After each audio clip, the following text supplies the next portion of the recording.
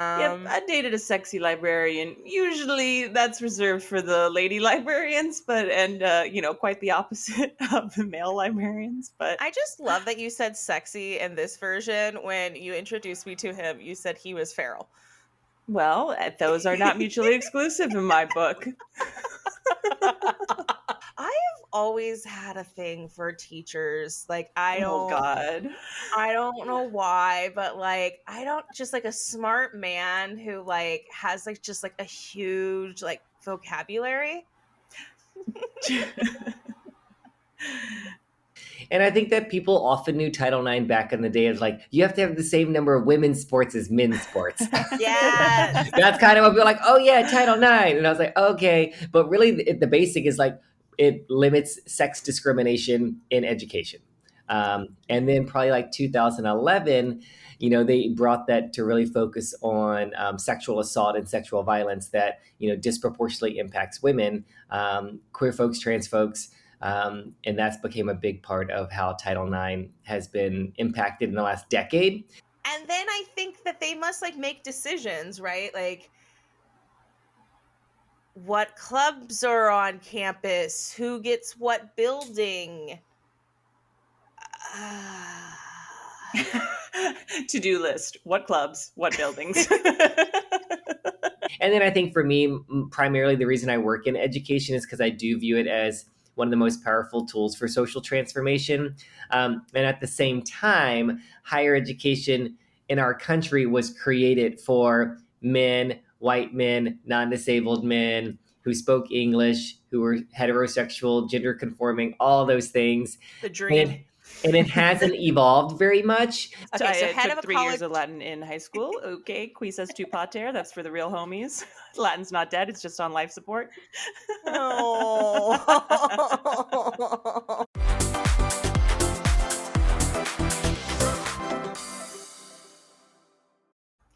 Greetings, Earthlings, coming to you from the audio wave space. This is Where Experts Now, reporting live. I'm your co-host, Rebecca Buckley. And I am an alien named Aw. Jackie. I come in peace. Cute. Hello. Hello. Hello. How you been lately? What have you been Now up I'm to? thinking about like who I would introduce aliens to. I hate those. Those are those little personality icebreaker riddle things. People are like, If you don't say me, I am pissed. But it's like I feel like when you introduce someone to aliens, you're like as a proxy for the human race. You're also risking they might probe them, they might eat them, they might vaporize them. So I'm like, I'm not willing to risk you, but you would be in the running. Okay, I'm glad. I thought you were going to say I wasn't diplomatic enough. And I wasn't going to say it. That would have made me very offended. But if it's that you don't want to sacrifice me to the aliens, I take that and thank you. Yeah. I appreciate it.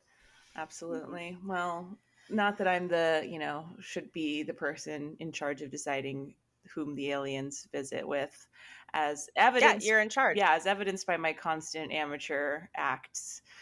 Captain Amateur. Yes, every time. In fact, I was laughing when we were getting ready to start the app, a little behind the scenes for the listener / viewer. Jackie was like, all right, you're going to have the amateur alert. You got one? And I just paused because I'm always half brain dead. And then I was like, no, yeah, I definitely have one. I always have one. There's always something.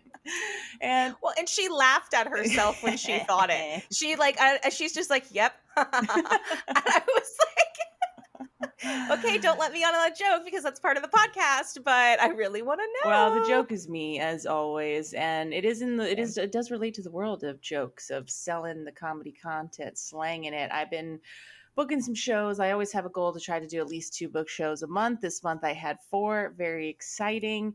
2 of them canceled, but I feel like you gotta start. It's like you gotta risk it for the biscuit. You gotta, if you want bigger rewards, you gotta have higher stakes. And sometimes I feel like I take it as a sign of some progress that if I have something to be canceled, I had something. Well, you said you wanted 2 shows a month, so you booked more than that, and then because of circumstance still met your goal. So I would say that's winning all Yeah, so around. it's like I got my goal and then some, but it's like that's the thing about progress is sometimes progress disguises itself as failure. And it's like Yeah. frustrating, but both of them are what are or all four of the show no, the two that were canceled are what are known as bringer shows. You got to bring butts to seats, you got to bring ticket sales. And the benefit of that is that you can get paid from these shows. You can get a portion of the ticket sales, so you're essentially making money off your friends, which is probably what I should not be letting the secret out on that. But some people do it differently. It just means like if you bring the minimum number of people, then you get a cut of all of the ticket sales, not just your friends, because you could just put on a backyard show and charge your friends, couldn't you? But now these are nice venues to do shows at, and they're still a little on the smaller side. And I am the worst at bringing people to shows. I don't know anyone. I've only lived here. Well, I've lived here long enough that I know some people that I could bring. But it's like you burn through them so quickly. I mean, 4 shows a month. I'm getting the same friends to see either the same material or stress myself out. Try to always come up with brand new hot best tight 5, which I've been doing. That's it's good to have those goals. And what they say: shoot for the Shoot for the moon, moon. land among the stars. I do have a question about Risk It for the Biscuit. Is that a reference to Limp Bizkit? Are you just a Oh huge Limp no. Bizkit Oh, I fan? mean, And you were just trying to risk it for his biscuit? well, you know what the story behind Limp Biscuit is he was just regular biscuit and then he risked it for the biscuit and now he's Limp Biscuit.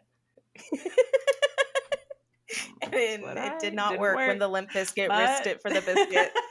How many times can we say biscuit in 1 minute? I wonder. Do you have a Blisket with your Trisket? I heard Limp Biscuit didn't risk it for the biscuit. I don't even know what we're talking about And anymore. essentially, we aren't talking about anything anymore. And that was just my amateur alert of not being able to drum up the ticket sales. But sometimes that's just the way it is. But it's also helped me readjust my priorities to save it for bigger shows, better lineups, that kind of thing, and just be more strategic. But you gotta pay your dues, as they say. So out here annoying all my friends in all the group chats to come on down to the show tonight.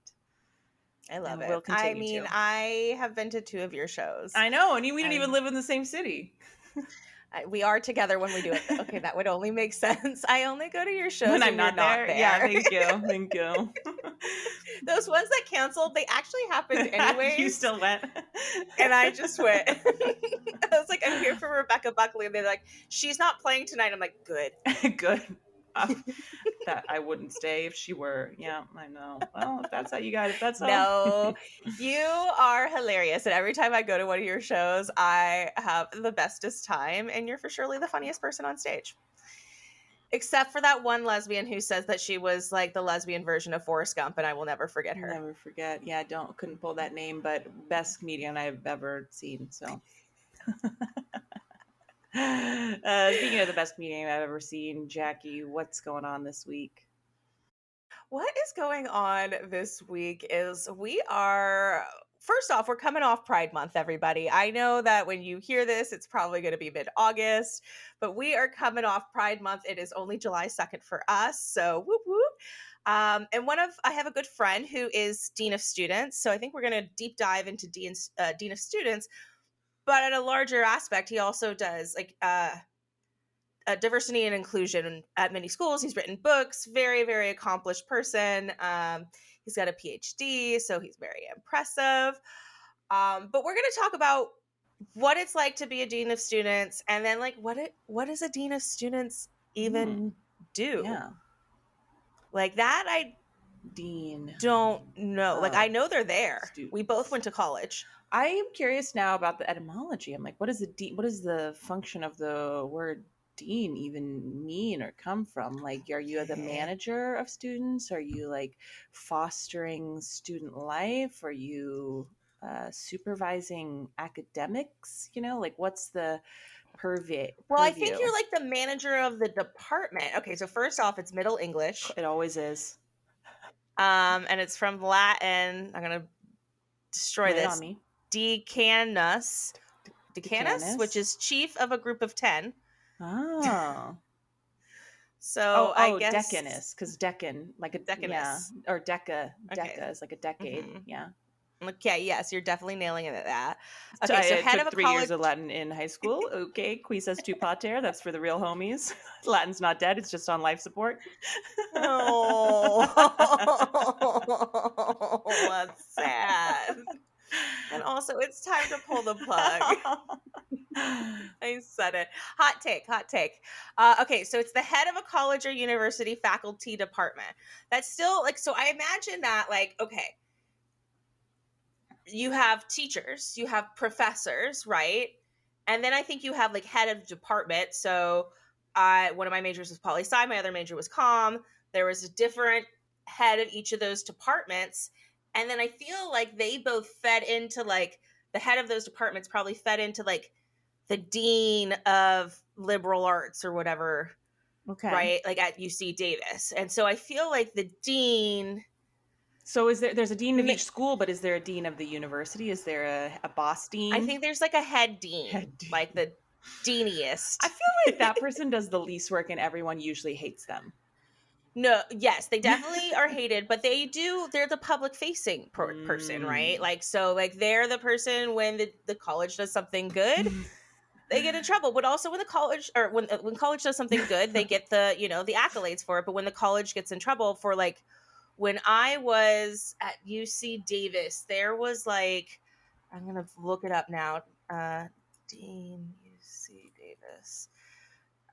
There was this dean who like everyone hated. I wanted to say her name was like Kehoe, and there would be like Name and students names. protesting, like living in the hallway outside of her office, and just they vehemently disagreed with like everything that she was doing. So you're also that person, right? So yeah, I feel like the last time I heard about a dean, it was in connection to there was a racial slur incident that happened outside of school, but it was by one of the teachers and was caught on in some sort of social media, Instagram or TikTok. And then he and his wife were sort of being a little belligerent towards some neighbors and people of color. And I feel like the dean, I think that's what I remember, is that like the dean had to make a statement about it.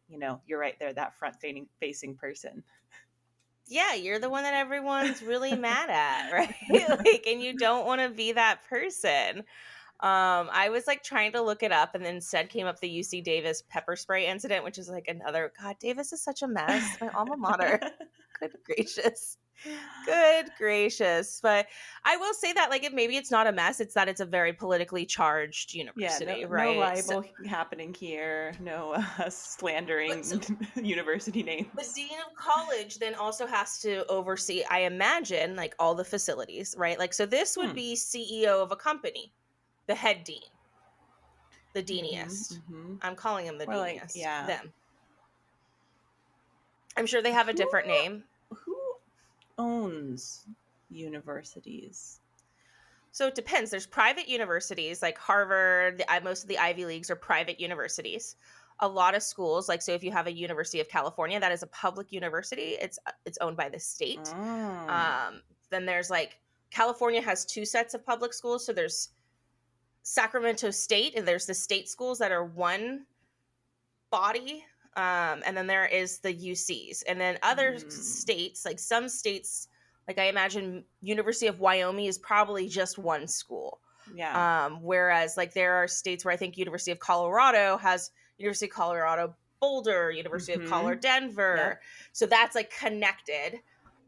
There's private schools, and then there's for-profit schools, which is like Arizona State, I think, or the online schools that they're always like, yeah, DePaul or what? University of Phoenix. That's what it is. Yes. Yeah, like yeah.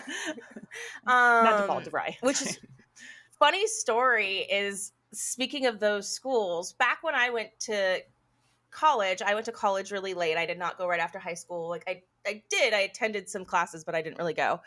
In my 20s, I went, and I had really low self-esteem. And so I was just going to school. I was like, I'm going to be a paralegal. I'm just going to get a job. I was sick at the time, not worried about other things. And I did really well in school. I do enjoy school, and I did really well. And I kept getting these letters and it was from a school that I thought was like a University of Phoenix. I thought it was like Harvard of the Grand Canyon or whatever, right? And it was because it kept saying Columbia of Manhattan. And I was just like, oh, this is a fake school or like a bullshit school. They keep sending me letters to interview. And then I asked my mom one day, because she lived on the East Coast for a long time. And I was like, hey, Mom, where's Columbia? And she was like, it's in Manhattan. I was like, do they ever call it Columbia of Manhattan? And she's like, yeah, they call it that all the time. And I was like, I should probably respond to their letters. Interesting. Well, they were, but there's chasing you for the application or Full Sail. Any plot twist? I didn't end up getting in. Oh yeah, that'll happen. I remember Full Sail was one I think that was also online, and that's a really helpful breakdown. I didn't realize that was sort of the delineation of it all. Okay, so because it just made me think of like in my head I was like the dean owns the college, and then it's like no, probably not. It's like the dean's employed by they're not. I was like maybe they're the same as a landlord, that kind of thing. I think they're like an elected official. Like I don't know if they're elected in that sense, but they are like representing the body of people the same way. Okay, what were we? Because I was in the middle of talking. So what were we talking about? Yes, I was just saying like, oh, I thought that. I was like, who's the landlord? Is the dean the landlord? No, he doesn't own it. Like you were like, oh, I think the dean's an elected position. Okay. We had a little bit of a technical difficulty, got bumped from our Wi-Fi's, and then I also peeked at my emails, and we had a whole side tangent, but we're back, and we were talking about deans being elected, and I was wondering, like, does that mean they had a job at the school prior and then they get elected to be dean, or is it all part of one hiring process? That's something I'll be curious about. This is where you dropped, because I started talking about how similar to a company, like the company that you might work at, that I might work at, that other people might work at, typically have a board of it, like a chair, a board, right? Like a chair. I think it's a board. I think it's a panel, a board of trustees, that kind of thing. Yeah, a board of trustees. Like they have a guiding chair, right? Nonprofits always have that. You have to have 10 or something. Right? Like unless one person owns the company and they've never gone public, they've never done anything like that, and it's just like owned privately, then there's like a board. And colleges have those. I think for colleges it is trustees. I think for other industries it might be different language. So I think that board is who elects the dean, right? I don't think I know the student body typically doesn't elect the dean. Conflict of interest. And then like, I don't know if that like dean, like, like how we elect the president and the president decides like who's the HUD guy, who's Secretary of State, who's like in his administration. I don't know if the dean gets elected and then they get to pick out all their own people, I imagine. And then which comes first, the dean or the faculty? Well, I think the faculty stays, like, right? Like, I imagine there's always like the professors, but like who is the head of, neuroscience, or who's the head of biology, or who, I imagine that probably the dean picks. I see. Yeah. Okay. Unless I'm liking that theory. Yeah. And then I think they have their just faculty, right? Like, because teachers, you want to get, what is it called? What do they call it? Tenure. You want to get tenured, and once you have tenure, I don't think that they can get sweet tenure insurance. You can get it even if you're just dating. Found that out during pandemic. What? Yeah. You can get tenure dating?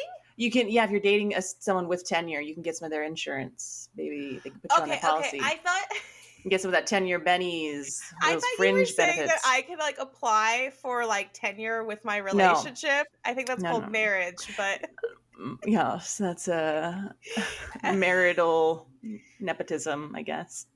Well, yeah, because I think that depends on the state and the college, right? Because like different colleges might have different rules on who they're going to give benefits to. I mean, you and I have joked about this, that we should get married so you can have my benefits. I have good benefits, but that is wrong, and I don't advise anybody to do it, but it is fun to joke about. And then I think that they must like make decisions, right? Like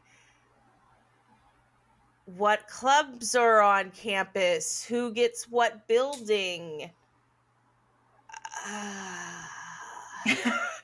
To-do list. What clubs, what buildings.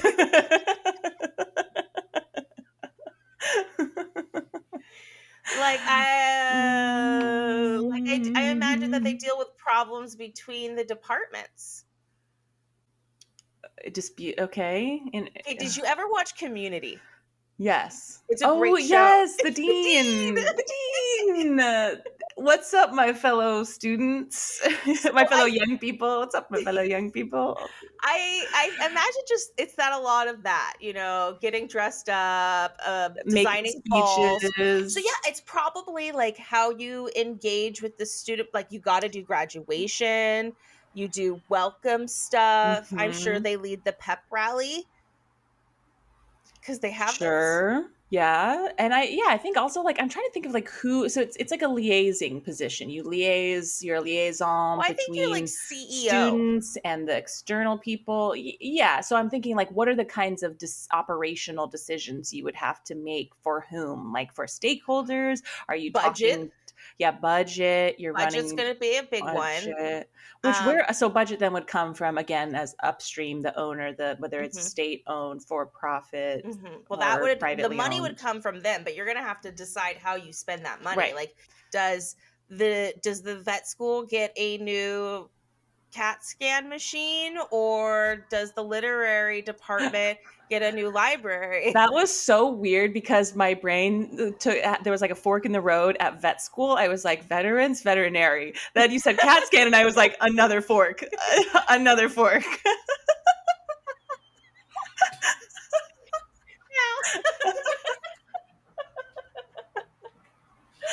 Ooh, Yeah, that got no one me. will ever know. That got me. Yeah. So it's I think they decide allocations, that. budgeting and And then allocations. they probably like approve like the PR, right? Like they're gonna have a department that does that, but like what is the school's logo? Do we have a Ooh, mascot? Where does the yeah. mascot go? I remember for our high school, we had a poll that went out to the students of what our mascot was going to be, and we picked the Broncos, and it was Okay. literally the same as the NFL branding, same colors, same mascot. We were just like, yeah, football, Broncos. Which is Where the in okay, Denver, and this was a thank school you. in Texas. So now whenever I see Broncos merch out, like Denver Broncos merch, and when I was in Colorado, I was like, it reminds me of home, Texas. It's like, no, I that's what happens when the dean lets students make decisions. So I've never sounds been into like sports. I could not tell you. Okay, the Davis we're the Aggies, so I think that says a lot that's about a the Texas school. what? Yes, No. A&M Aggies. Well, we're also Aggies. I don't know what to tell What the? you. This is a Uh, conspiracy. It goes all the way to the top. I mean, obviously, maybe we're like sister schools. Maybe like Texas A&M and UC Davis are like buds. Yeah, I mean agricultural schools, I guess.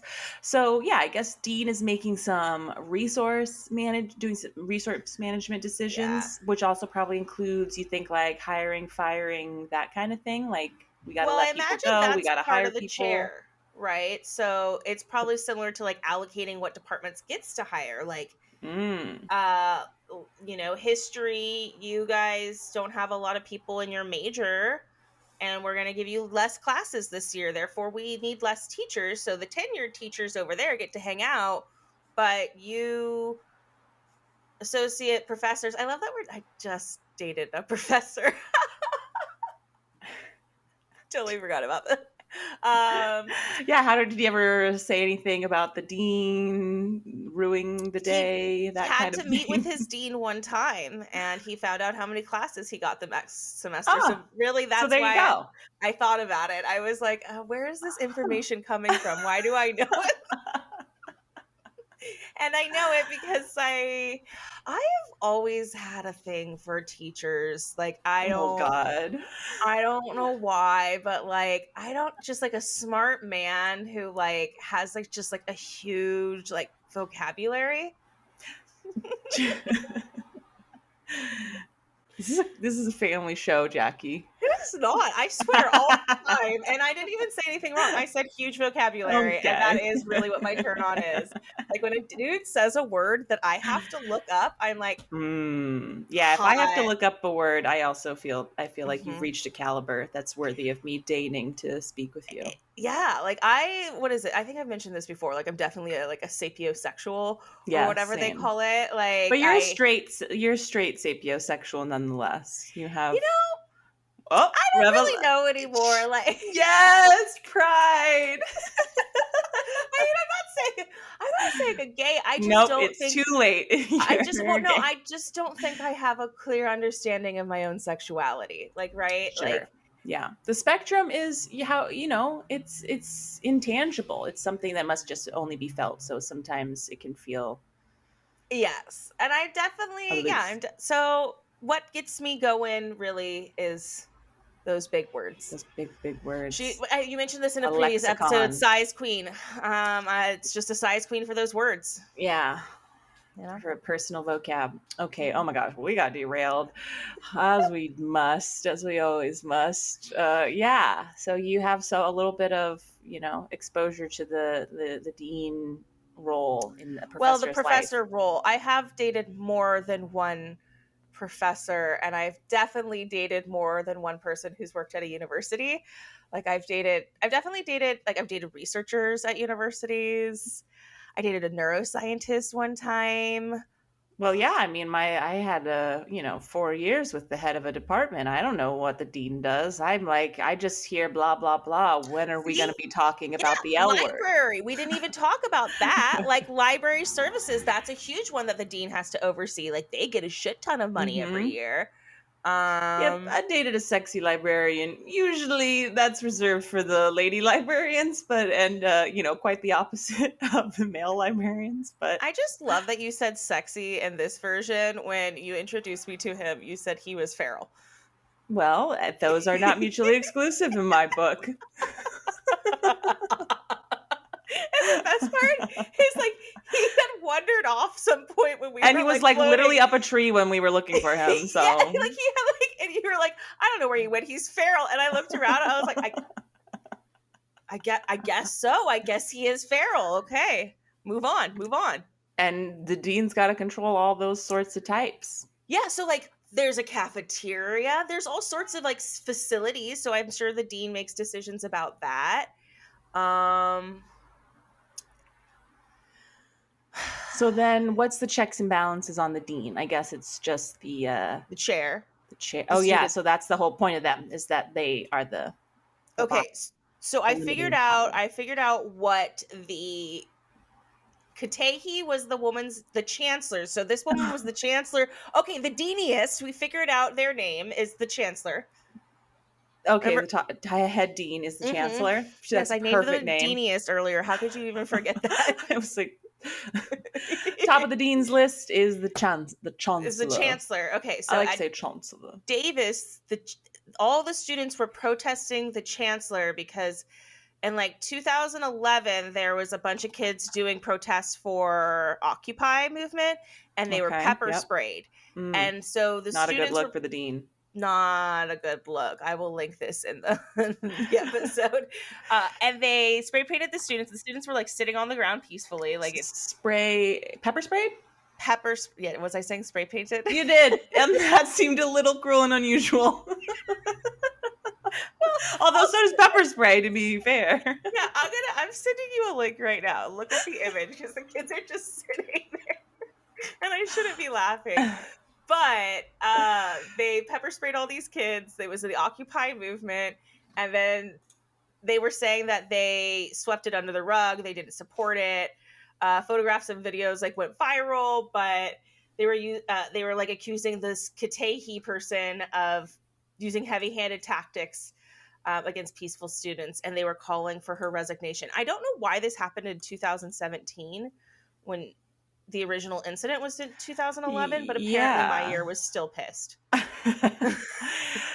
Yeah, that is interesting. Maybe they were like, there's nothing that's been done. Maybe people just want reasons to be relevant, and good for them. They found a cause. But you see the picture, like they're like just sitting there. They're not like doing anything. And this guy is just like walking by, just spraying them. It's a little brutal. I have it. I didn't find the email. I don't know. I'm all. I just texted it to you. Oh, you texted it to me. I am trying to get you on every channel. I know. I'm like, what do I got to do just to connect with you, Jackie? Is this what it takes? It's been a hard day. Oh gosh. I mean, the pepper spray is orange, and that guy is like loving it. He's like, yeah, let me just spray this right onto your faces, you little learners. He's just walking down the line, just The like leftists. spraying each person. Jeez. I mean, it looks like spray paint, how thickly orange it is. Right? I'm saying it was a pretty gnarly incident. Like, it's pretty... And cameras, it's kind of surreal, sort of uncanny. There's just like a line of students seated and then the crowd just looking, just onlookers. Camera pointed at them, police officer. I mean, there's videos of it. You can see people in the background of that picture videotaping it. Like, it's disgraceful. So the deanist, aka the chancellor, I think deals with stuff like that. And then I think you have like a dean of student services, right? Like a dean of the library, and then like a dean of all these other things, and they have underlings that are the heads of departments. And then you have the tenured professors, and then you have like the bottom bitches, aka adjunct professors.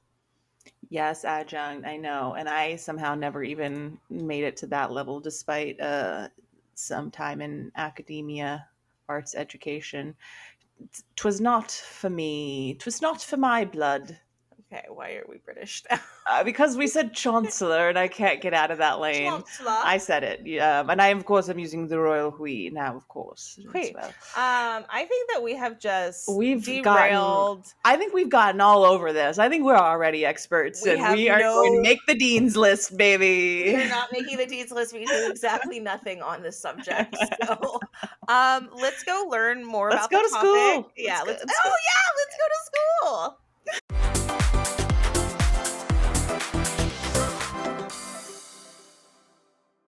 Listeners, welcome back. School is in session, and how fitting an arrival for Jackie and I that I was up till 4 a.m. It's the bright early crack of dawn, 10 a.m.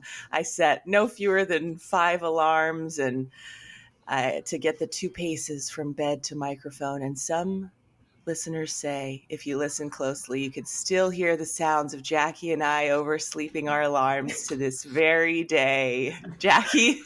Well, I mean, we pulled an all-nighter, as some might say, and we're not passing the exam, but that's okay. We have a good friend of mine here today, my friend Joshua, who I've met quite a while ago, and now we're in the same city again, hanging out. Joshua, tell us a little bit about yourself. Well, first of all, detention for both of y'all for being late and tardy. I know, and I'm in the classic like hungover student. I got the wristbands still on my arm. I know y'all students. Anyway, thanks for having me, y'all. I am Dr. Joshua Moon Johnson. I use he or they pronouns, and I work in higher education administration. Currently, I work in the community college system here in California, serving in a number of different roles. But I think we're going to talk about that a little bit later. But I'll start there. Thanks for having me. Yeah, well, thanks for coming. Also, I love that you said that you're a doctor, because we love a doctor. We just love that on here. I mean, I got to show you I'm an expert in something. Yes. You were an expert at a lot of things. So I fell in love with you because the first time I saw you were wearing higher high heels than I was. And I was like, love. One thing that we kept saying in part 1 was that our first guess of what you call the dean's boss is the deaniest. And I'm assuming that's definitely wrong. So we talk about what a dean is. You are currently a vice president. Yes. You were a dean, and you will be a provost, which I actually have no idea what a provost is in the future.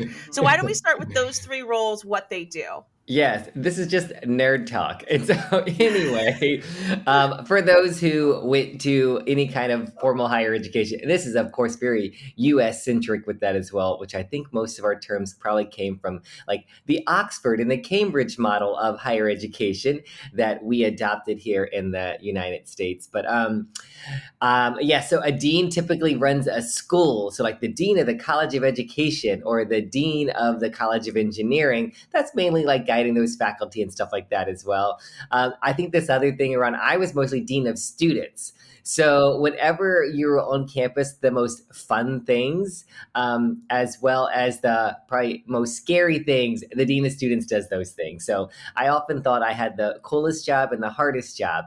So when you're hanging out with all the good student leaders, the student clubs, athletics, the little welcome to college orientation stuff, that's what I got to do. But then also when a student died, when a student was sexually assaulted, when there was a hate crime, responding to those kind of things too was like the crisis responder for the campus. So that middle average student, I probably never saw them. It's like, you're in crises or you're a superstar. Those are the students you often get to know. But I did that for in a various roles, from a director to an assistant dean to a dean for about 7 years. And then I moved to being the vice president. So the vice president typically oversees the deans. And so then I had a couple of deans that I guided to make sure that the college was running from, the admissions and application phase to financial aid. But being at a community college, specifically in California, we have added a lot more support programs. So our basic needs center, emergency housing for unhoused students, undocumented student centers, pride centers, all the multicultural race-based centers. So those were another huge part of my job, is supporting the deans to get those done. And then I served as the Title IX coordinator, which is the main officer in higher education that addresses sex and gender-based violence. So the goal overall is hopefully preventative, but unfortunately it's not always prevented, and then someone has to support that student and manage that process. But that's what I've been doing as the Vice President of Student Services. And then I just accepted a new job, and I start in September. I will be the Provost, which is the Vice President of Academic Affairs. And so all the faculty, all the types of courses, types of degrees and programs, things like tutoring, library, the aspects of kind of research and hiring. So I will get to lead all those pieces. And so most of the big functions of a college, I kind of got to go oversee almost all of them now. So it's always new and always exciting. Yeah. Wow. Yeah. And is Title IX, is that only California, or? California is a federal, and so that is a part of the U.S. Department of Education, Office of Civil Rights, and so even K through 12, those schools have to have Title IX officers with that as well. And I think that people often knew Title IX back in the day as like, you have to have the same number of women's sports as men's sports. Yes. That's kind of what people are like, oh yeah, Title IX, and I was like, okay, but really the basic is like, it limits sex discrimination in education. And then probably like 2011, they brought that to really focus on sexual assault and sexual violence that, disproportionately impacts women, queer folks, trans folks. And that's became a big part of how Title IX has been impacted in the last decade. And then just in the last few years, they've expanded the definition of sex. Although I don't technically agree with how they describe it, they say sex also includes gender, gender identity, gender expression. Even though from like a sociological perspective, I don't really agree with that definition, but with legal protection, we'll take what we get. Yeah, any protections that we can get nowadays, because they're just stripping them away from us left and right. So I'll take anything at this point. Yeah. Are all schools Title IX then? Yeah, if you receive any kind of federal funding or even financial aid, you should be getting, you're held accountable to Title IX. There's a lot of debate with religious institutions around whether they have to enforce it or not. Not sure why they don't want to enforce it. Questionable if we want to go to a school like that. Yeah. But yeah, that's been a debate back and forth. And oftentimes it's still allowing people who feel like it's impacting their religious beliefs as an institution, they are not having to follow it. But that's still a pretty political debate, especially now that includes trans folks. Yeah, that's super. Okay, so that alone, I feel like you could have done a whole episode on of just Title IX, because I've always heard it thrown thrown around. Never really I knew it was something I wanted, didn't know why. Okay. I have so many questions. Okay, so who decides facilities then? Who does that fit under? Yeah, not me, sadly, at my institution right now.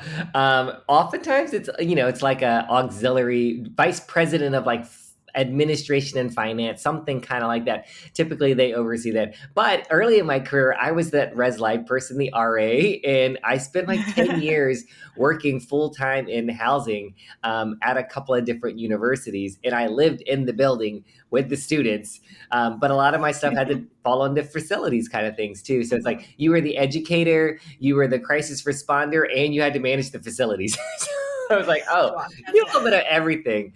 Those skill sets go hand in Yeah, I know. hand. So it's like cool. But actually, a fun thing is community colleges now are just now starting to build residence halls. So the college that I'm at, I was at a meeting on Wednesday where they were talking about like what are the plans for new residence halls for community college students. But yeah, so all those facilities typically fall under there.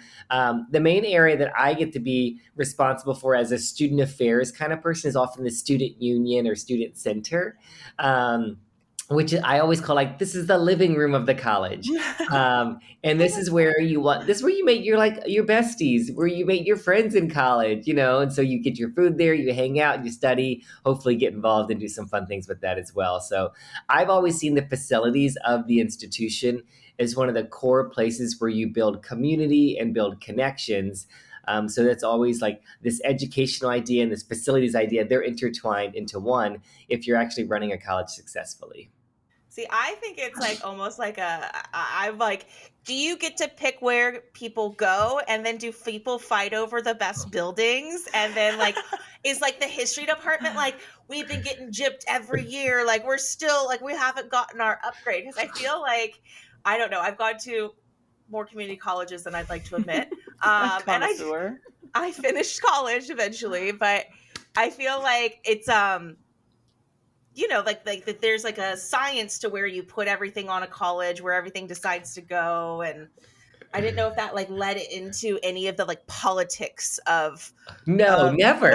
Everyone just says like, take whatever you want. Oh my God, Jackie! Like some of the biggest fights we've had at work is around facilities, like just space Mhm. and everything like that as well. But also, I'm glad that you're a proud community college graduate. yes, I did it. I actually got 4 degrees from community college because I was about to finish. I applied to one school. I've mentioned this. I think I mentioned this in part 1, but Columbia had asked me to apply, and it was the only school I applied to because I'm an idiot. And then I didn't get in, so I had to stay Wow. at community college another year. And I guess was like, I guess I'll get like 4 AAs. That's sounds like a good use of my time while I'm waiting to hear back. So I did I was not know that was a thing until because I mostly worked at four-year universities until I got to the California community college system. And Jackie, there's so many people like you. And I met this one person who had her 4 associates. I was like, 4 associates don't make a master's, right? nope, It's like, they do not. wouldn't it be great if they were stackable?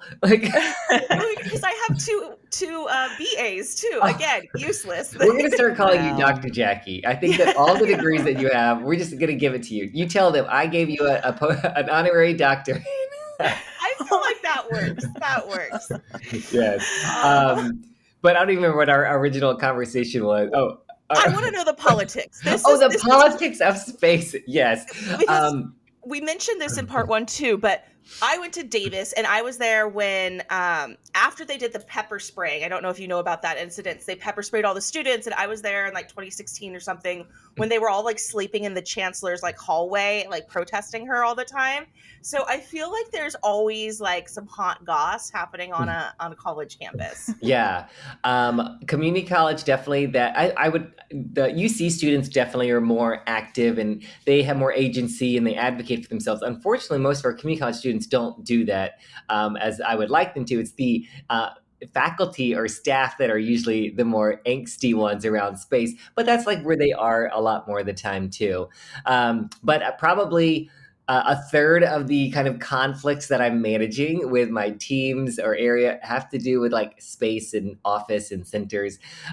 Probably one of the times that I got the most upset at one of my previous jobs, I would say upset, I felt hurt by people that I worked with. My job is a huge part of my life and identity. And there was this kind of multicultural space where there's like 10 little rooms, like a 200 square foot room that we called centers. And it'd be like, we have this is the Unite Multicultural Center. This is the Black Student Center. This is the International Center, etc.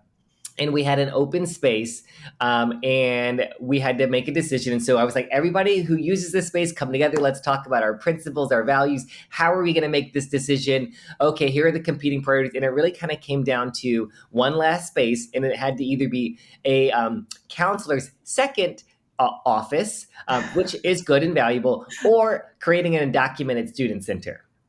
And so everybody gave their input, and then it all came down to me. I had to make the final decision. So I tried to be transparent, hear the group's needs and goals. So I decided to make that an undocumented student center. The faculty member who did not get it wrote a letter to the president about me and got 18 faculty to sign this letter and send it kind of across campus. And so it didn't name that like my decision was to create an undocumented student center, and this person claimed to be an undocumented ally, but really just was like, I'm taking away faculty rights and faculty spaces, and I don't value them. And I'm like, okay, but yeah. So was one of the things I was like, I can't believe faculty wrote a letter about me and sent it to my president and across the campus. They didn't come talk to me about it. That is very juvenile right there. Yeah. Petty and fighting, and it's like, okay, and I get it. Like anytime you move into positions of power, you do have that responsibility to make decisions that impact others, and then people start to kind of see you as like not a person. You're a title. And that was kind of a hard moment around like, I talk to y'all every day. Like, I helped you get this job, one of them. And I was like, and then you write a letter about me? You don't even tell me you're writing this letter? So that was kind of one example. As soon as you said space, I was like, this goes to space, and like specifically when working with marginalized communities, space as attached to value. And it's like, oh, okay, well, you don't value me or my community. That's why you don't give us a center for whatever population, or even like, when you see who gets what kind of offices and how that resembles value in people's worth. So yeah, space comes with a lot of history and a lot of trauma. Yes. Well, I was in my graduate program student union, and that is where I got my start in events management. So it's all coming back full circle. And of course, congratulations on your new position. It seems like you're just the right person to be that. I mean, as we're talking about gatekeepers and political barriers, you seem like a person that is going to be mindful of that full picture. And I'm just curious, like you mentioned your beginnings as all the way back as that RA. And I'm curious, is the dean, are these various positions, are they elected? Is there any election basis to them? Are they just purely based on typical interview hiring process, or how does that pipeline work?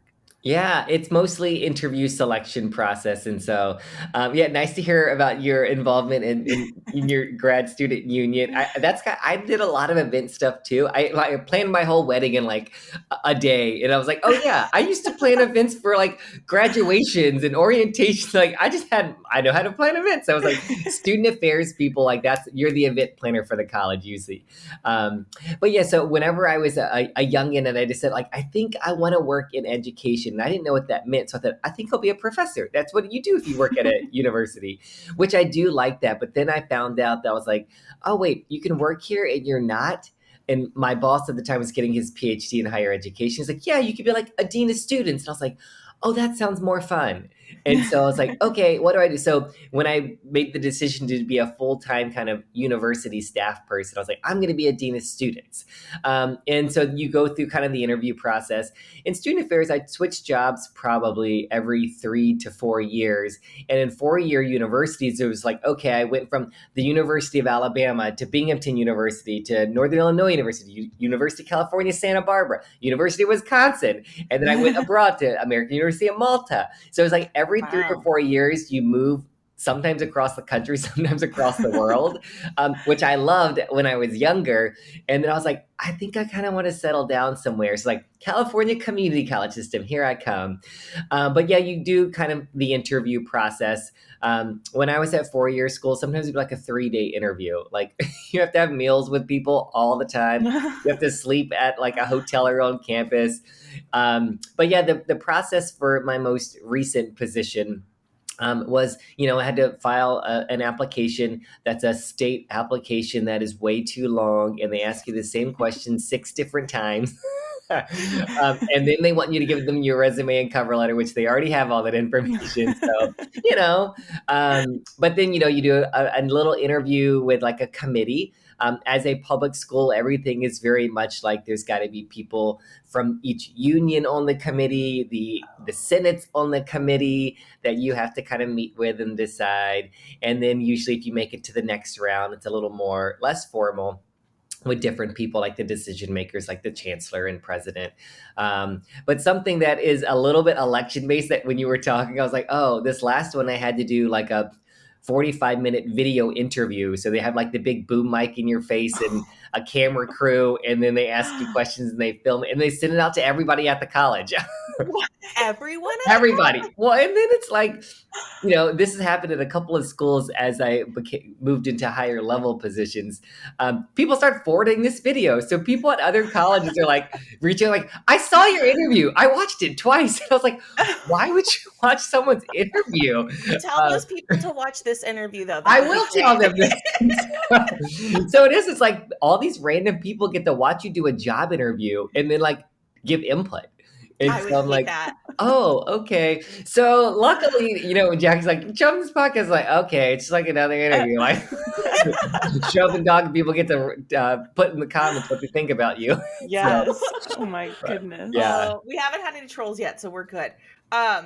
Are there any elected positions, like the chancellor, or is any of that elected? The chancellor's boss are the elected officials, and so these, so for California Community College specifically, and really whoever's the board of governors, board of regents, board of trustees, it really varies by system. The California Community College system, it is local elected officials. So some of the folks, who are board of trustees, they move on to be city council members, mayors. Some of them are former mayors. So I actually thought about running for the school system. Jackie, you need to run. Oh my gosh, you'd be so good. I'm going to be your campaign manager. I would love it if you were one of our trustees. I thought about it. You get a mix of people who do these jobs. But yeah, you run for office, you campaign, your local community elects you, and then you sit on the board of trustees and you get to make the decisions on how these colleges and these districts are run. So it's mostly good. It's definitely flawed with some systems too. I was trying to remember how the University of California system does it. I think it's like appointed. So appointed, elected, like I'm sure many private schools, it's like you donate enough money, you end up on the board. So it's like, who knows? Like, and many of these folks, it's like, are they that qualified to run a college district? So when I was at one private school, this person who gave tons of money wanted to tell us always what to do and knew nothing about education. And I was like, oh, I guess we kind of have to listen to him or we don't get any money. So I would not. I would, like, out of spite, just not listen to that person. That's who I am. Yes. And so then capitalism wins and we have no school, no money. But is that because they're state schools? And so it just varies basically where the money's coming from? Well, this was a private school specifically, and this was in another country. And okay.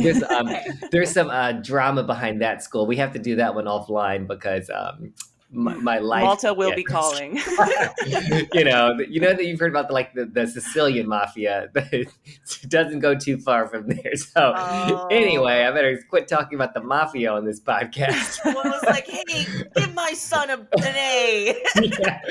But and so there's definitely those spaces. But I mean, even with when you have elected officials, even if they're not huge donors, like there's always kind of how politics work, not specific to our system, with any kind of elected officials, and people have power, and And that's kind of the thing. I worked in corporate marketing for a little bit early in my career, and then I switched over to education. And I think I realized that like people are people, and when like power is involved, things often can get skewed from the mission of the organization. You mentioned money. So where does like, because like you were saying donors, and I guess that's totally right. I never really thought about it. I thought if it was a state school, it was getting state funding and like the students are paying for everything. But it sounds like there are donors and other sources, like you were saying, federal income to be Title IX. So it sounds like colleges are run off a lot more than just student admission costs. Yeah, and so definitely, I mean, pick your favorite school that you went to and donate to them, and even donate to very I donate to like I want to start this LGBTQ scholarship. Like I don't I don't usually give to the general fund. I pick a specific area and donate to that. So, if you like the programs you were involved in, y'all donate, and all of our listeners too. But it really varies depending on the type of institution. And so in the California community college system, there's mainly two different types of funding that people get. So where I'm in a wealthier area. So we're mostly supported by local community like tax dollars from property tax. And so there's definitely there's a couple of those pockets in California that have a lot more funds. And so it's a community supported district. But most of the other community colleges, they get funding directly from the state. And it's a little bit of a formula of like how many students go there. Okay, how many of the students are considered low income students? You get extra money for that to serve them.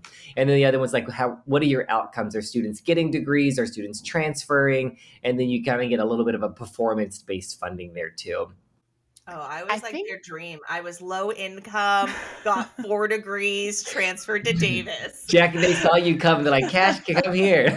Well, I think that way that I've come across this topic is in debates about free college and how the relationship of those property taxes funding the school versus, just, I guess, the politics of that. And I'm, of course, I want to be an advocate for a free college system in our country, but I imagine it's a very complicated situation right now. Yeah, and the good thing is most of our community colleges are more free than not nowadays in California, especially if you are anything considered low income, it's pretty free. But San Mateo County last year voted that it would be completely free. So if you're a San Mateo County resident, you don't pay tuition.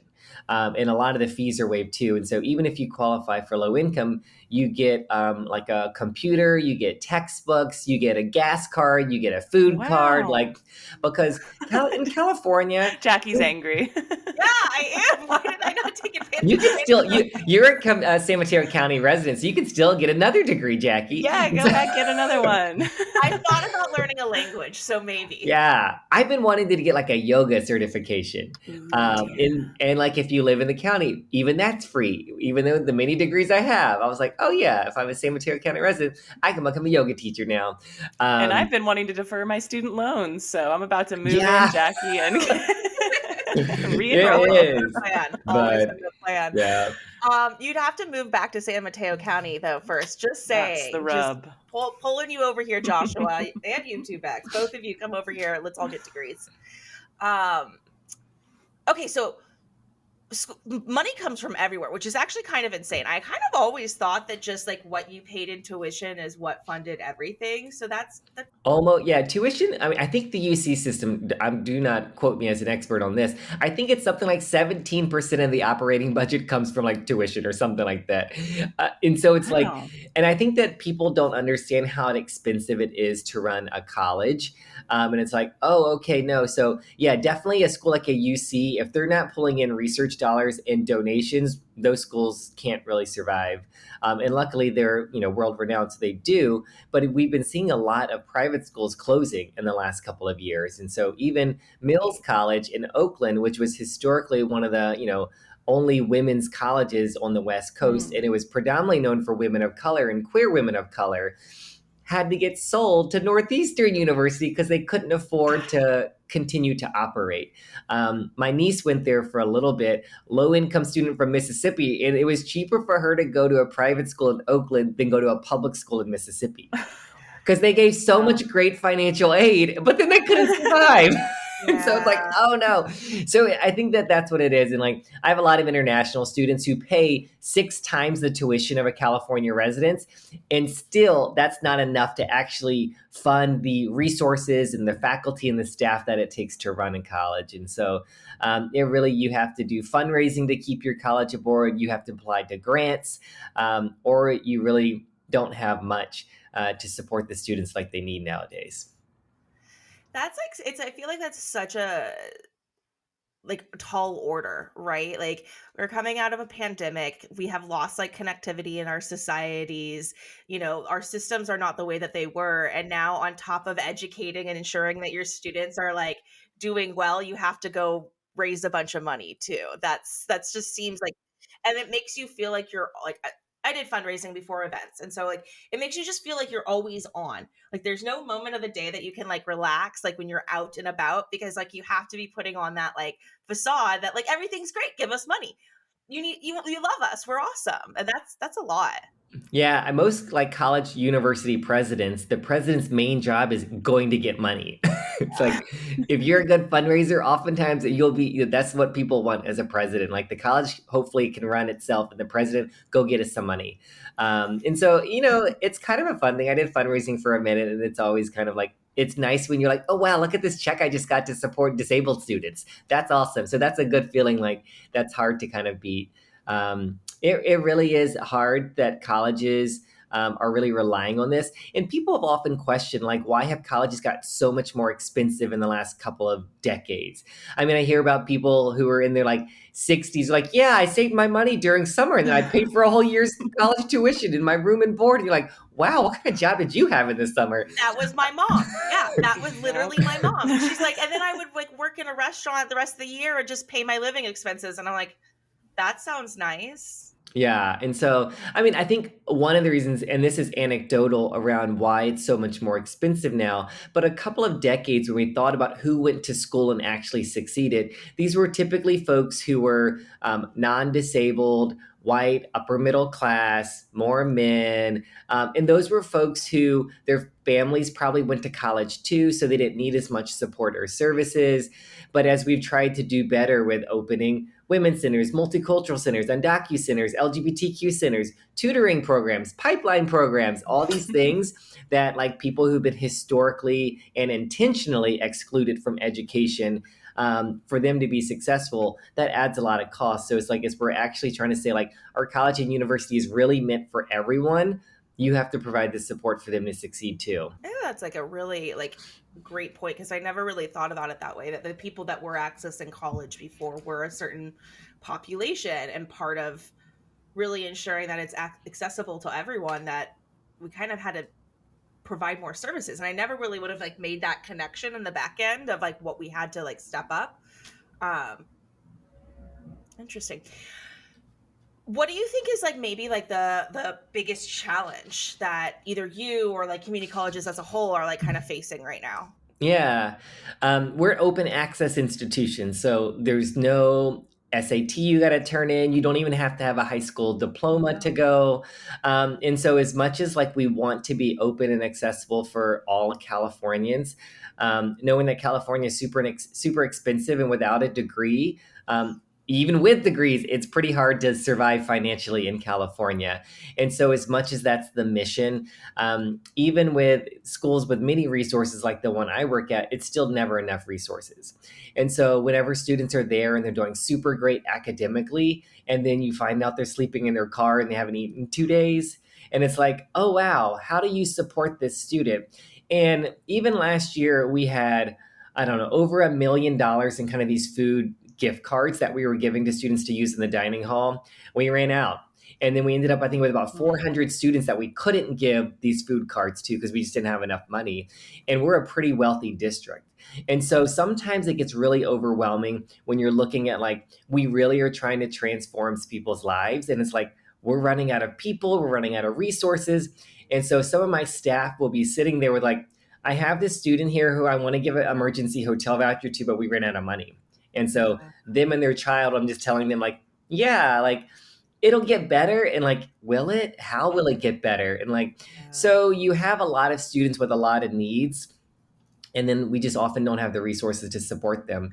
And they're trying to transform their lives. They're trying to go get a degree and get a better paying job. And it's like, how do you do that when every step of the way there's barriers? So I think it's really just trying to be strategic, trying to use resources wisely, but like also there's a lot of needs in our community. And a community college can only do so much with that too. And so I think that that's something I think about a lot at night. And it's like competing priorities around like, having to make a decision like, do I create a docu center or a pride center or a new basic needs center or all of them? And they're sparsely resourced. So I think it's just oftentimes seeing many marginalized and oppressed communities that are very present at our community college systems, and we don't have the structure or the resources to support them yet.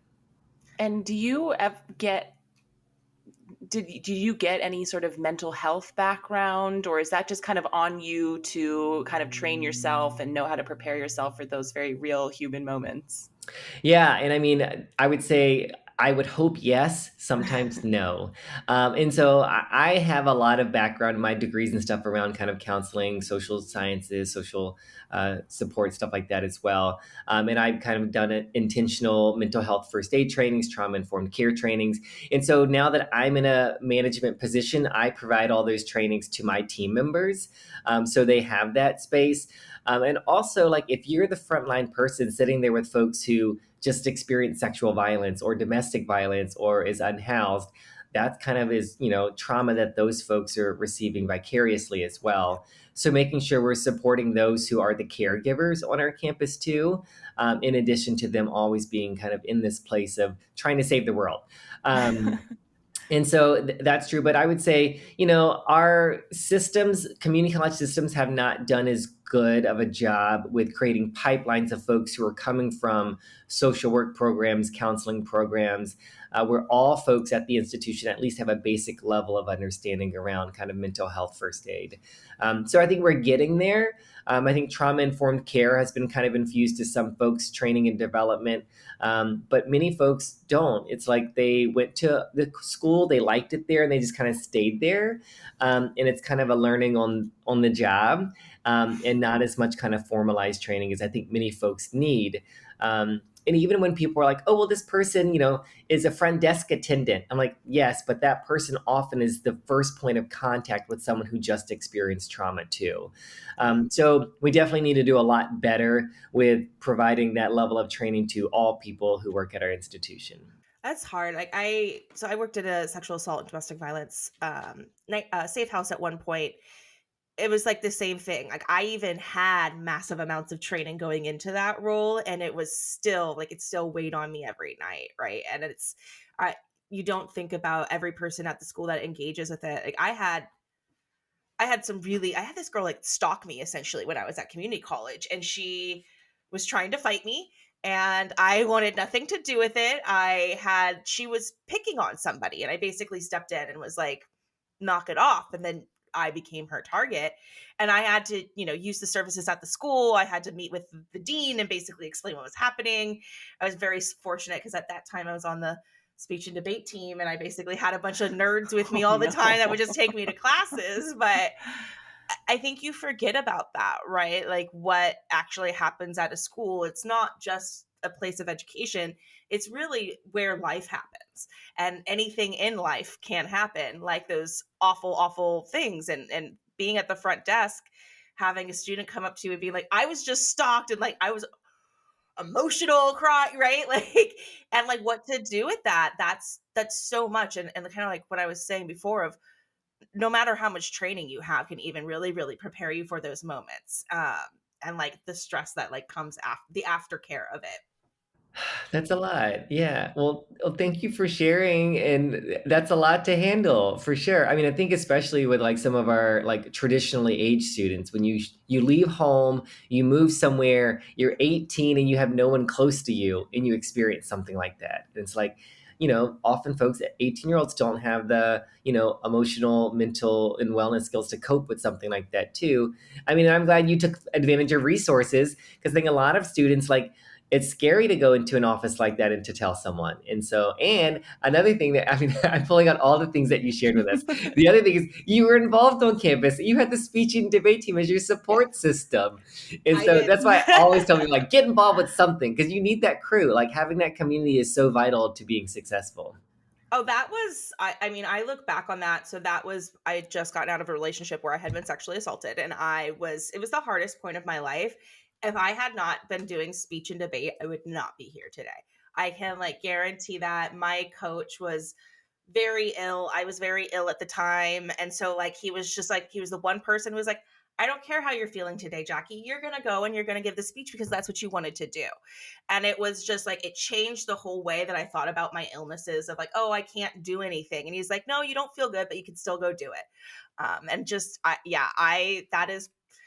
I look back and I love it so much. Like, and we were just a bunch of nerds. Like, it's just a bunch like the speech and debate is such a nerdy people, but I love them so. I think we're gonna do coaching speech and debate on another episode. But it truly was like it made the entire difference for me in my career there. When I went to UC Davis after DVC, they don't have a debate team there, and so I lost that center, and I honestly did not feel as connected at Davis as I did at my community college. I'm surprised you didn't start the speech and debate team. You know me well. I thought about it. I legitimately thought about it, but I had 2 majors and I was working in the safe house and I was already doing so many other things. But I eventually got involved in the Whole Earth Festival that Davis has. And that, again, one of my best friends I met through there. And it was, yeah, you're right. Like those clubs, those things that you do they make the experience for people. Oh, Rebecca, what was some of the stuff you did in school? Some of the stuff. Well, I did so in my undergraduate program, I went to a conservatory style art school. So we didn't have any STEM. So it was just all fully loaded art schedules. So I just was always doing, all of my classes basically were electives. It was like acting and dance, and I took clown and drums. And so I was just always burning the midnight oil, putting on a show after school. I started a theater company, and my little girl gang of this all-female theater collective is now some of those people also have moved out to LA. So that's some of my core friend group now to this day. And then in graduate school, I did the events, the student union event. I was the events officer. And I did a lot of slam poetry in grad school. So I was out there hitting the beat. And the school in Boulder, Naropa, was founded. The Jack Kerouac School of Disembodied Poetics was founded by Allen Ginsberg and a Tibetan monk. So it does have its roots in beat poetry. So I got into the scene a little bit, if you will.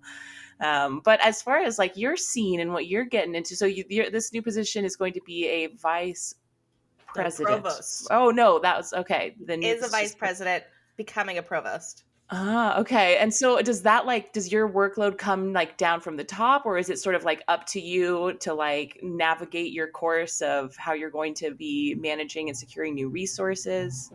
It's a little bit of both, but nice to hear you went to Naropa. My friend's the vice president, and I have another friend who's the dean of students there. And so they love it. And so it's nice to hear good things from you too. Yeah, well, the school is closed. I think there's some of the schools are closing, but the university still exists, and their psychology departments I know are very cutting edge, and the wilderness therapy programs and those disciplines are very. I went to a wilderness therapy program, and I think it was a little bit different. Well, they're improving it, Jackie. Okay, go hug a tree, Jackie.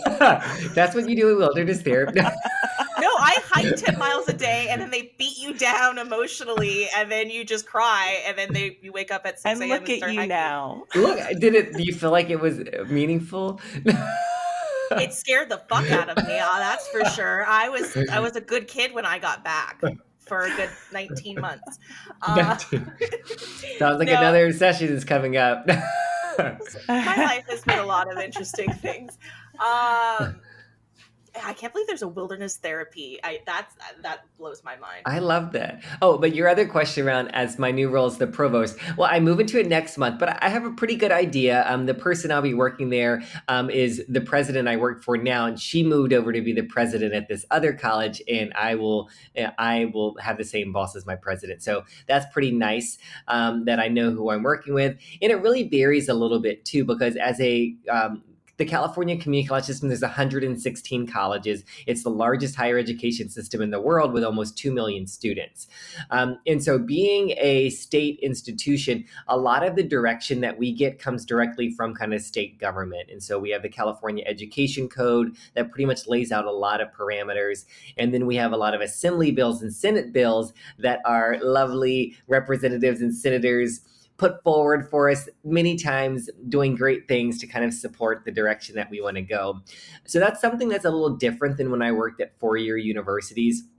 As a senior administrator, you have a lot more ability to kind of shape the kind of vision and direction of an institution. As a California community college, there's a lot of things that are already kind of laid out in frameworks and setups and Senate bills that you have to follow. So part of it will be kind of directed of how you run your academic programs, but then there's definitely some creativity in what you can do at the campus level too. And so I think one of the things that's always kind of fun for me to think about is what are kind of gaps in educational programs that we have or don't have right now. And so, my current institution, I've been working with a partner organization, and we've been trying to come up with ways to do kind of enhancing programs for language interpretation and translation. And so specifically folks who are in rural communities.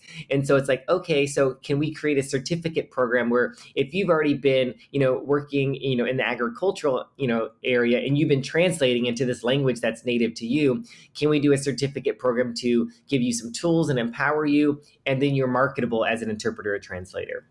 So really looking at what's in the community, what are the gaps? I'll be in Silicon Valley, so there's always kind of collaboration, like what's a new tech certificate that's not here that we need to create. So I think exploring some of those partnerships and seeing, what can we do that a student maybe can get a certificate in 1 to 2 years and really transform their economic status and really be able to get a job with a living wage that they might need in a year versus in 6 years that folks might be doing kind of a longer term graduate program. So I'm looking forward to really exploring all those kind of pieces under my new role. But I would say a lot of it is faculty developed too. So sometimes faculty are on the ground and they have a lot of ideas. And if I can create a structure and a way to support them and empower them, like that's really what I should be doing kind of at this level too. So are you all going to be cracking down on those Chat GPT essays? That is like in my interviews lately, that's what I get asked a lot about. It's so funny. So I'm the conduct officer at my current institution. And so in the last year, probably a half of our misconduct reports are students turning in Chat GPT essays. No. I mean, it would be so tempting. If I had that right in front of me, it would be so hard to not use it. Well, it's not even I don't even care that much if you use it. Can you proofread it before you turn it into, because clearly, there's cheating and then there's real lazy cheating. I'm like, clearly you did not proofread this. There's this makes no sense. So yeah, I've told him, it's okay, well, it's can you figure out a way to cite this? Okay, you clearly stole this information. Academics, we steal stuff all the time, but then we give credit to it. Yeah. That's what academia is. And so I was like, no one's worried that you stole someone else's words, but you need to give them credit. So that's kind of the evolution of Chat GPT. But yeah, students, I get it. They're probably in a rush. I had 1, 2, 3 times in one semester. And I was like, come on now. Same Why would you keep... Back in my day, you had to cheat harder than you could have just studied. Now they could just type in the prompts and pump out the essays. I look forward to people using ChatGPT for efficiency, but you still got to read it and make sure it makes sense. And so I'm like, okay, let's see where we are with this too. I will say I tried it out the other day just to see what it does. And I asked it to tell me some answers to basically a report I wrote about 6 months ago.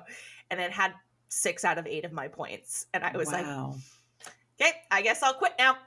Hey, but you had those other two, Jackie. You had those I other had those two. other two. You're right. I had 10 years of experience and 2 extra points.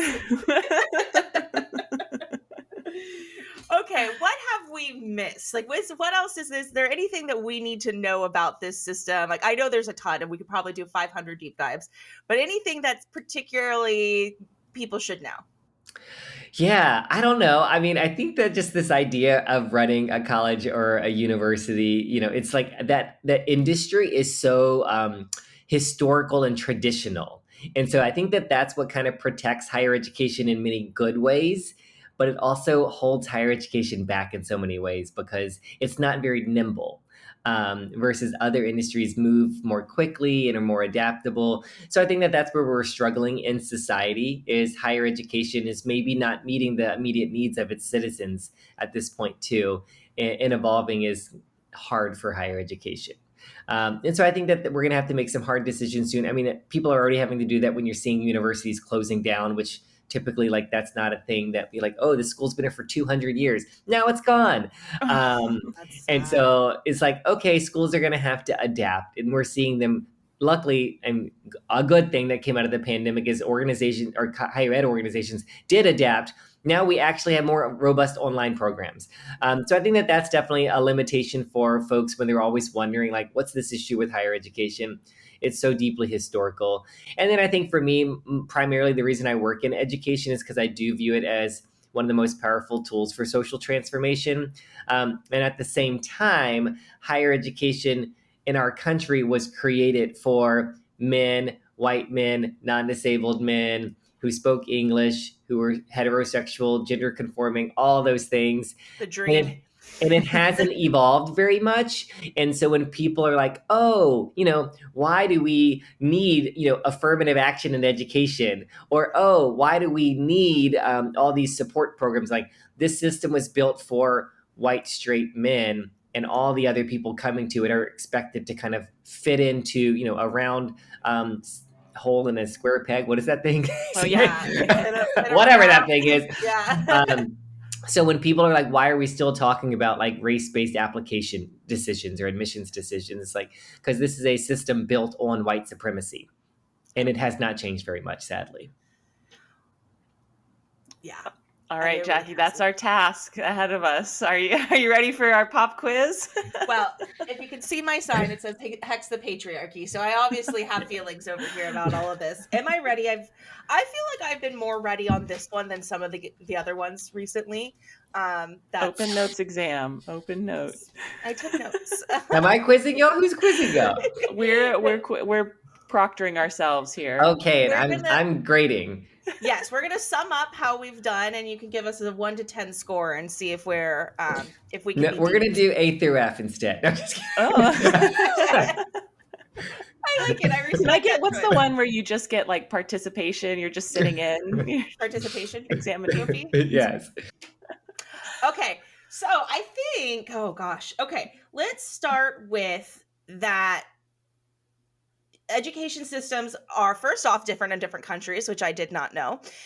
In the United States, we have deans that are heads of schools, heads of education, students, not studentses. They're students. It was like Schmeagol. My students. Yeah, and then you have Schmeagol. Different ones deal with different things. You have ones that are like running like the school of thought there, like maybe engineering or whatever. And then you have ones like the students who's dealing with crisis and is dealing with all the great students and all the things that you love.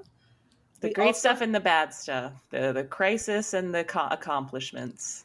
You also have vice presidents who oversee the deans, and they see a couple deans. And then you have the provost, which I actually still don't know the difference between the provost and a vice president, but we'll circle back to that. Don't forget your trustees. And I heard senators, and I wasn't sure if that was student body senators or our literal state ones, but there is government oversight. We know that. And some people are elected, not the dean or the chancellor like we had originally guessed, but there are people who are like board of regents, board of trustees, and I think we did say board of trustees in the first part, so that's good. That's good. And yeah, you're looking at, it's a whole organization that's serving its community, and it has to respond to that community and be beholden to certain Title IXs and institutions, laws, Jackie. Because that's how we get money sometimes, and that's through state property taxes is a great one. You can get your Title IX. No, you can get federal funding if you're a Title IX school. And you're not going to get all your funding on tuition, okay? So no. Think again. No. And we need to be spending a lot of time and energy on resources right now to make sure that schools are accessible to all people, that we're not just here for small margins of people, and that we're seeing colleges close right now because they are either spending too much on resources or they're not getting enough funding. Okay, thank you. Eyes on your own paper, Jackie. I was just looking for reassurance. And I mean, I think like the most important conversation is just like really like the resourcing and the support of the students, because how do you support them? How do you give them everything that they need so that they can succeed? And you can't look at it as like a one size fits all. You have to have a lot of different programs and resources, even space on campus to ensure that everyone is getting equality and it's equitable, right? Yeah, and it comes from, each person in their own role kind of dreaming about it and thinking about it, how to improve it, where are the gaps, how can we be more prepared to meet the needs of these roles and these students. Yeah, and I think that's the biggest thing that we need to be solving for, or what are the gaps in the educational programs, and how can we serve the students and make sure that everyone's getting the resources. It all starts with just being an RA, getting your interest early, looking for how you can adapt and pull all those skills together to fit in the needs of academia and higher education. And always remember, the higher the heel, the higher the education. That's what I always say. Amen. I threw that in for extra credit. Oh, that's great. Okay, how do we do? A through F. Solid A minus. Yeah. Okay. Yeah. I'm a little bit of a tough grader. Y'all did great.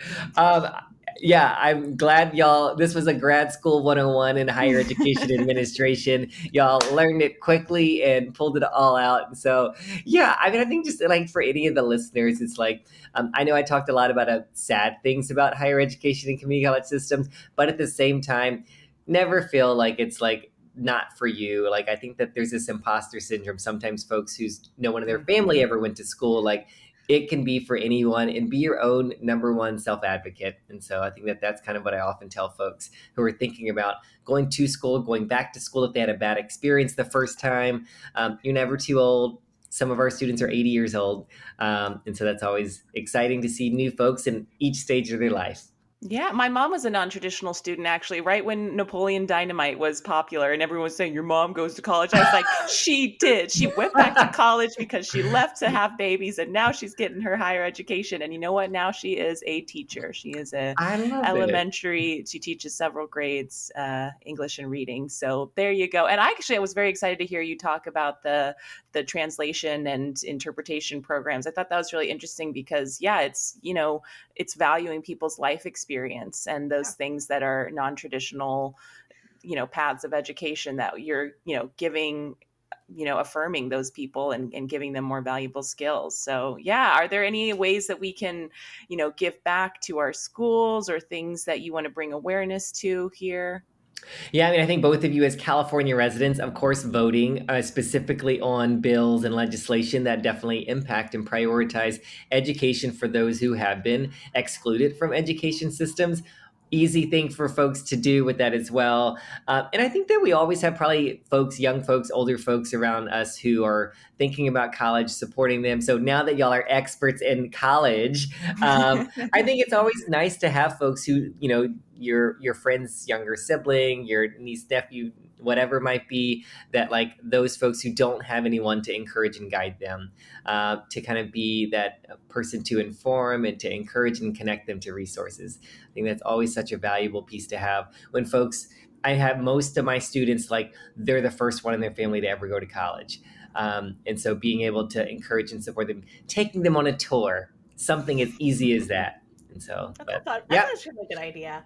I know that you've written a couple books too. I'm just going to plug these for you at the end, right? Yes, I have. And so part of my role as a researcher educator is writing. And so I've written 4 books, mostly around kind of LGBTQ and racial justice within the education system. My newest book was Queer People. No, that's not true. My last book was Queer People of Color in Higher Education. My most recent book is Queer and Trans Advocacy in the Community College. And those were both published with Information Age Publishing, easily found on their website or my website. Yeah. And so always like seeing issues and being like, oh, someone needs to write about this. Oh, I guess no one has. I guess I should do it. That's the one. Yeah. Well, we will link all of those in the show notes, so anybody who wants to know more can dive deep into this subject with you.